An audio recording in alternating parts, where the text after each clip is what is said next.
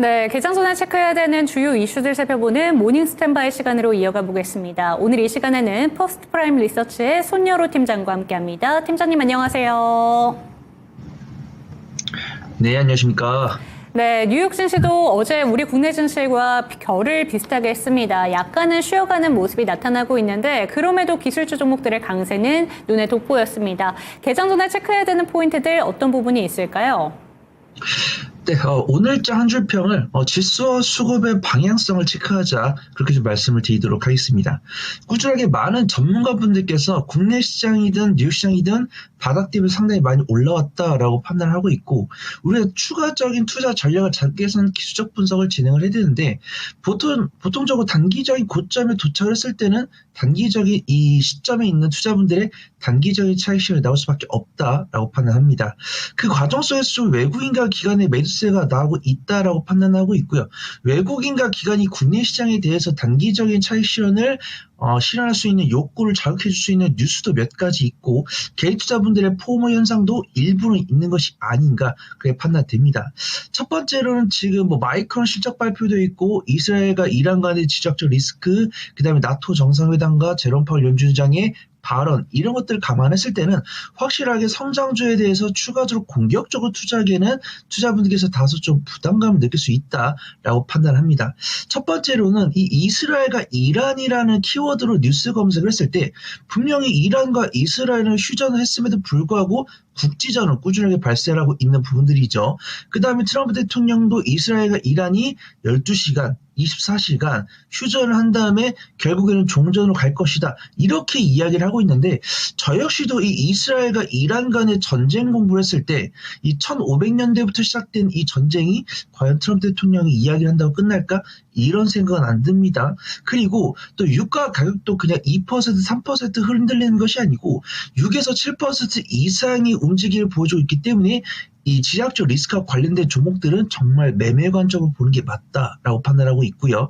그 다음에 마이크로 실적 발표 나왔는데 저 마이크로 실적 발표 보고 좀 대단하다라고 판단합니다. 우리가 솔직히 알다시피 HBM 같은 경우는 SK하이닉스가 워낙 독보적이었지만 이 SK하이닉스가 치고 나간 다음에 그 뒤에 마이크론과 삼성전자 중에 누가 먼저 마이크론을 쫓아갈까 이런 생각을 했을 때 사실은 삼성전자가 빠를 거다라고 판단했어요. 근데 지금 삼성전자 같은 경우 실적 발표했을 때도 HBM 관련해서 실적이 이 삼성전자 전체 실적에 큰 영향을 줬다 이렇게 판단하고 있지 못한 가운데 마이크론 같은 경우는 메모리 반도체 매출과 HBM 매출이 이 HBM 수출 통해서 확연하게 눈에 띄게 실적이 증가하고 있기 때문에 마이크론이 한 발 좀 빠른 것 같다 그렇게 판단해 보도록 하겠습니다. 하지만 확실하게 엔비디아 같은 경우가 좀 강하게 반등을 했는데 마이크론 같은 경우는 시간에서 상승세를 보여주고 있지만 상승폭을 반납했기 때문에 그 영향은 좀 국내 시장이 어떻게 나올지 그렇게 판단을 해야 된다라고 판단하고 있고요.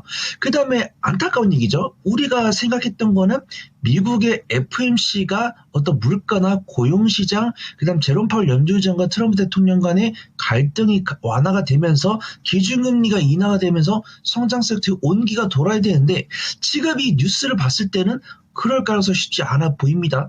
트럼프 대통령도 제롬 파월 연준의장을 강하게 공격을 하고 있고 제롬 파월 연준의장 입장에서도 6월에 이어서 7월까지도 기준금리 인하보다는 동결로 갈 것이다. 이런 이야기가 나오고 있기 때문에 성장주에 대한 투심은 지금 이 시장에 나오고 있는 뉴스를 봤을 때 강하게 말씀드리기 어려울 것 같다라고 판단합니다. 근데 수급은 다른 모습이에요. 이번 주 월요일 같은 경우는 개인 투자분들의 강한 매수가 들어오면서 지수가 양봉 나왔죠. 그 다음에 이제 화요일과 수요일 같은 경우는 화요일 같은 경우는 외국인과 기관의 매수가 들어왔어요. 근데 수요일 어제 같은 경우는 외국인과 기관의 매도세가 나왔는데 다행인 부분들은 외국인과 기관이 바닥 대비해서 많이 올라왔던 안타깝게도 조선이랑 방산이죠. 조선이랑 방산, 물론 앞에서 미국의 MRO 사업에 대한 수주를 실패했다. 이런 뉴스가 나오면서 조선과 방산에서 외국인과 기관의 매도세가 나왔는데 제가 생각했던 것 대비해서 외국인과 기관이 이 조선과 방산을 내팽개 치려고 요만큼 매도했구나. 이런 생각은 안 듭니다. 그 다음에 관련 종목들도 지지권을 강하게 이탈하는 모습이 안 났기 때문에 외국인과 기관이 완전히 조선과 방산을 자신들의 포트폴리오에서 배제했다. 이런 생각은 안 드는 모습이에요. 하지만 이 조선과 방산 같은 경우 외국인과 기관의 차익이 나오고 있기 때문에 우리 시청자분들께 강하게 매수하셔라 라고 말씀드리기보다는 외국인이 조선과 방산을 매도를 하면서도 분명히 저가 매수한 섹터는 있었습니다. 제가 뒤에서 말씀드릴 섹터도 그중 하나고요. 뭐 반도체라든가 그 다음에 2차 전지, 그 다음에 제약바이오 이런 섹터들이 조선과 방산을 매도하면서 그쪽으로 수급이 들어가고 있기 때문에 만약에 나는 조선과 방산을 사고 싶습니다 라고 하신 분들은 그런 종목들을 관심 종목에 넣어놓고 눌림목에서 사실 준비를 하시는 게 맞다라고 판단하고 있고요. 저는 지금 당장 매수해가지고 안전하게 단기 수익 관점으로 수익 낼 섹터가 없을까요? 라고 하신 분들은 제가 오늘 준비한 키워드를 유심히 봐주시면 좋을 것 같습니다. 네, 오늘 준비한 키워드를 유심히 봐달라라는 이야기를 해주셨는데 사실 소외된 종목들도 주목을 해야 된다라는 점을 이야기를 해주셨습니다. 그런 만큼 어떤 키워드 준비해 주셨을지 궁금해지는데요. 첫 번째 키워드 어느 쪽일까요? 네, 첫 번째는 이 원화 강세 수혜를 받을 수 있는 섹터 중에서 가장 수혜받고 있는 철강 보도록 하겠습니다. 네, 어제도 철강 관련된 종목들 일부 강세를 보였습니다. 특히나 중소형단으로 확실히 탄력적인 모습인데 어떤 포인트들이 있을까요? 네, 원화 강세 수혜 섹터라고 한다면 뭐 철강도 들 수 있지만 화학이나 항공 등을 들 수 있죠. 근데 항공 같은 경우는 많은 전문가분들께서 이야기해 주셨고 화학 같은 경우도 몇몇 기업들에 한해서는 바닥 대비 많이 올라왔고 있기 때문에 저는 이제 개인 투자분들 입장에서는 안전하게 접근할 수 있는 섹터는 철강이 아닐까 이렇게 판단되고 있고요. 그 중에서도 PBR 매력도에다가 주가 수익 비율 기준으로는 여전히 좀 연간 실적 기준에서 안정적 실적을 보유하고 있는 섹터는 철강이 아닌가 그렇게 판단됩니다. 근데 저는 사실은 많은 분들께서 원화 강세 이렇게 이야기를 하시는데 지금 원달러 환율이 많이 떨어졌잖아요. 몇 달 전까지만 해도 뭐 1,480원, 1,490원 요 정도 됐었는데 지금 1,340원, 1,350원까지 이제 원달러 환율이 떨어진 상황입니다. 근데 달러 인덱스가 예를 들어서 뭐 104포인트다.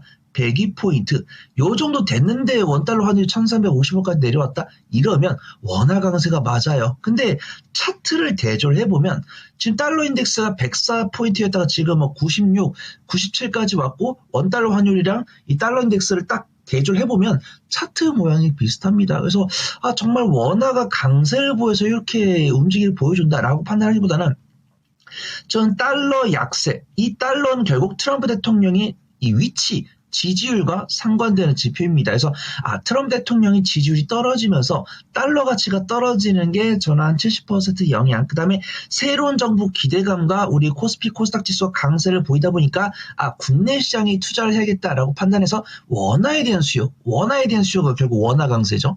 이런 것들이 맞물려서 지금의 환율을 만든 것이 아닌가 이렇게 판단하고 있고요. 이 원화 강세가 이루어졌을 때 낙수 효과를 얻을 수 있는 섹터는 철강, 화학, 항공인데 저는 이 중에서 철강을 좀 보려고 합니다. 분명히 이 철강은 나쁜 뉴스밖에 없습니다. 대미 철강 수출도 16% 감소했다는 뉴스 나왔고 중국 같은 경우도 철강을 저가로 넘겨야 되는데 이 저가로 넘긴다고 했을 때 이 국내에 있는 철강 기업들이 우리 실적은 요만큼 있으니까 조금 손실폭 줄이면서 우리 중국의 점유율을 높이는 게 좋습니다. 라고 했으면 상관이 없는데 우리 코가 석자인데 어떻게 다른 나라의 저가의 철강을 넘깁니까? 막 도사다는 중국 내 철강 기업들도 있기 때문에 철강에 대한 모멘텀은 기다려올 수 있다라고 판단하고 있고요. 제가 물론 이렇게 부정적으로 생각을 함에도 불구하고 철강에다가 외국인과 기관의 수급이 들어오고 있다는 것은 제가 생각하는 철강에 대한 부정적인 뉴스도 있지만 그를 대변하는 연간 실적 기준으로 철강 기업들 실적이 잘 나오고 있고 우리나라 철강 기업들은 잘 버틸 것이다. 이런 모멘텀이 있는 것 같습니다. 철강 기업들 잘 보시면 PBR이 0.6, 0.7이 안 되고 있기 때문에 우리나라에서 어떤 상법 개정안 진행하면서 저 PBR 관련 종목들 있는 종목들에 좀 순환매가 들어올 거다. 그렇게 보고 있습니다.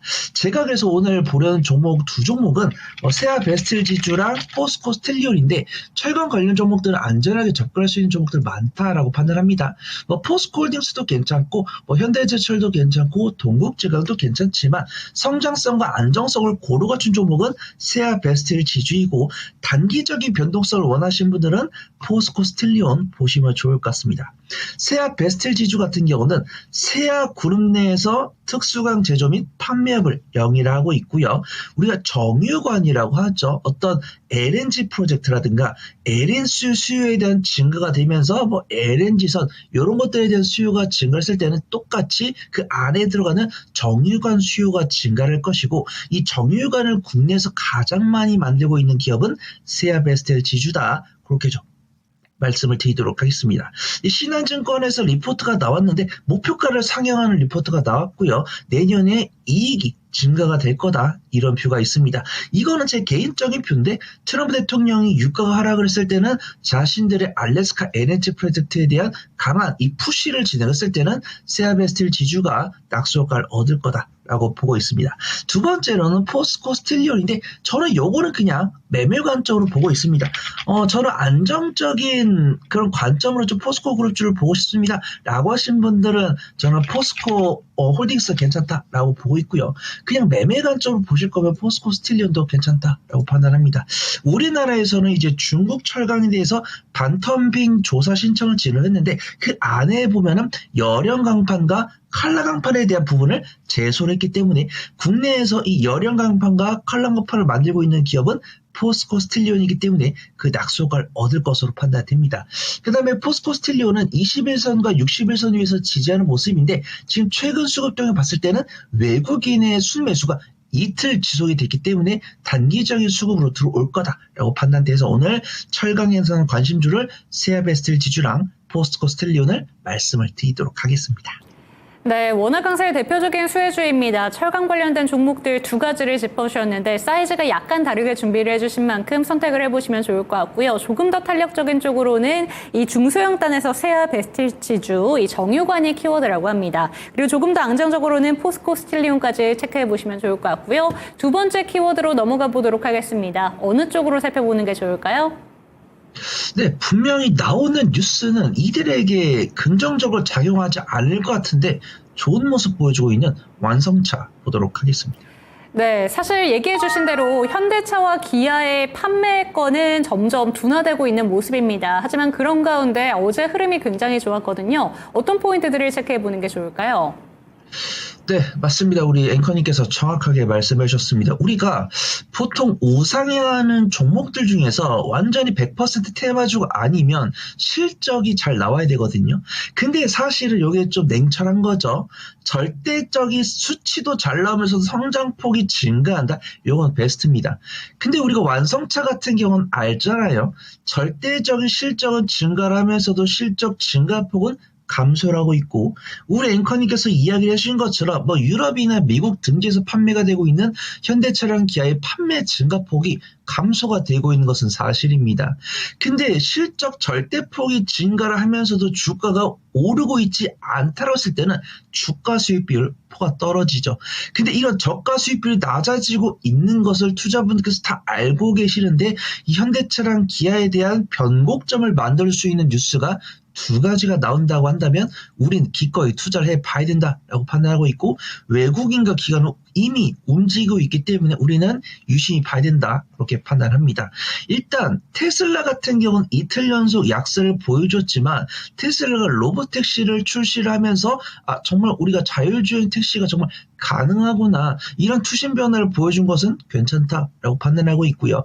테슬라의 로보택시가 주목을 받으면서 이미 중국에서 자율주행 택시를 운영을 하고 있는 웨이모, 그 다음에 웨이모에서 플랫폼을 제공한 로보택시, 자율주행 택시의 이 바디를 제공하고 있는 현대차랑 기아의 성장성이 주목됐을 때 외국인과 기관이 우리와 동조를 해주고 있기 때문에 우리 분명히 봐야 된다라고 판단합니다. 그 다음에 실적이 분명히 4월달과 5월달은 안 좋게 나왔거든요. 현대차랑 기아가 5월에서 유럽에서 전년 동기 대비해서 수출이 감소했다, 이런 뉴스가 나왔지만 다행히도 어제 6월 1일부터 6월 20일까지 수출동을 봤을 때 현대차랑 기아가 유럽에 대한 수출이 전체 수출도 9% 증가했지만 유럽 부분도 9.2%, 미국도 4.3% 증가했다는 뉴스가 나오면서 현대차랑 기아에 대해서는 꾸준한 실적 퍼포먼스가 나올 거다라고 보고 있습니다. 그 다음에 물론 상법 개정안이 7월 초 이내에 통과되면서도 현대차랑 기아 같은 경우는 PBR이 여전히 0.9가 안 되는 상황이기 때문에 상법 개정안 통과에 따른 낙수 효과가 있을 것으로 보고 있습니다. 그래서 당연히 제가 현대차랑 기아를 탑픽으로 소개해드리면 채널이 돌아가기 때문에 그 낙수 효과를 얻을 수 있는 부품주 두 개를 좀 소개를 드리려고 합니다. 첫 번째로는 어제 가장 강한 탄력을 보여줬던 부품주인 SL을 보려고 하고 있고요. 두 번째로는 화신을 보려고 합니다. 첫 번째로 SL은 자동차 램프 및 전동화 제품을 주력으로 만들고 있는 OEM 기업이고요. 현대차 그룹의 이제 헤드램프의 최대 공급사고, 물론 현대차만 납품을 하는 건 아닙니다. GM이나 BMW에도 납품을 하고 있어요. 우리 연간 실적을 봤을 때는 정말 현대차, 기아 뺨치게 견조한 연간 실적을 보여주고 있고요. 업종포가 8.9인데 12개 선회포가 4.4이기 때문에 업종 대비 저평가 매력도 보유하고 있습니다. PBR도 0.67인데 배당 수익률이 3.59이기 때문에 우리가 보통 이 자동차 부품주 중에서 배당을 잘 안 주는 그런 짠돌이 기업이 많기로 유명한데 SL 같은 경우는 저평가 매력도 뿐만 아니라 견조한 배당도 지급하고 있다. 그렇게 판단해 보도록 하겠습니다. 두 번째로 화신인데 자동차 부품주 중에서 가장 좀 대중적으로 유명한 종목은 화신이 아닐까 그렇게 판단하고 있습니다. 화신 같은 경우 정말 대표적으로 현대차랑 기아의 의존도가 상당히 높은 기업이다. 이렇게 보고 있고요. 하나증권에서 리포트가 나왔습니다. 전기차 부품에 대한 공급이 본격화되고 있고 수익성 전환에 대한 신호탄이 확인됐다. 이런 평가를 받고 있어요. 1분기에 신공장이 완공이 되면서 실적 퍼포먼스가 나올 것으로 판단되고 있고요. 글로벌 생산기지 확장과 납품 증가 이루어지면서 올해 하반기에 외형 성장은 물론 수익성 성장도 이루어질 것이다. 라고 보고 있습니다. SL 같은 경우는 이제 막 외국인과 기관의 수급이 돌변한 모습들이고 화신 같은 경우는 현대차랑 기아의 수급에 맞물려서 외국인과 기관의 점진적인 매수세가 일주일가량 이어지고 있기 때문에 저는 SL과 화신은 공통적으로 성장성과 안정성을 보유하고 있으면서도 현대차랑 기아가 하루에서 이틀 정도 추가적인 우상향 기조 보여줄 때는 그 낙수 효과를 보여줄 것으로 예상이 돼서 SL과 화신 이 두 종목 소개를 드리도록 하겠습니다. 네, 자동차 관련된 종목 중에서 이 현대차와 기아도 꾸준히 지켜보시면 좋을 것 같습니다. 하지만 그 낙수 효과가 자동차 부품 종목들까지 확대가 되는 만큼 SL과 화신까지도 한번 체크해 보시고요. 그렇다면 마지막 관심 종목 여쭤보겠습니다. 어떤 종목 살펴보는 게 좋을까요? 네, 최근에 정말 좀 삼성전자가 SKX만큼이나 강세를 보여주고 있는데 그 낙수 효과를 얻을 것으로 전망되고 있는 네오셈 말씀을 드리도록 하겠습니다. 네, 반도체 소부장단으로 참 기대가 많이 되고 있습니다. 그동안 좀 못 갔었는데 이게 SK하이닉스랑 삼성전자랑 가다 보니까 다시금 기대감을 갖게 되는데요. 어떤 내용들이 있을까요? 네, 우선 삼성전자는 저는 SK하이닉스만큼이나 강하게 상승하기를 바라는 사람 중에 한 명입니다.